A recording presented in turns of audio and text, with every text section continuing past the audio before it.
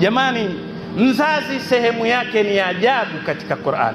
Kila ninaposoma kisa cha Musa alayhi salam nashangazwa na maneno ya Allah tabaraka wa taala aliposema wa harramna alayhi almaradhi, tulimkataza Musa kunyonya. Mtoto ana njaa, kuzaliwa hajanyonya, tena katupwa na baharini, upepo ulivomkali, baridi nyingi, amefika nyumbani, kila anayemnyonyesha hataki kunyonya, njaa yualia na kunyonya hataki. Allah asema tulibadilisha, ni tabia mwenye njaa kula, lakini tukabadilisha sunnatal kauni, maumbile ya ulimwengu, ikawa Musa na njaa zake kula hataki. Kwa nini? Kwa sababu Mungu ameahidi Musa atamregesha kwa mamake. Faradadna, Allah asema lengo ilikuwa ni kumregesha kwake. Kwa nini Musa akatazwe kunyonya na ana njaa?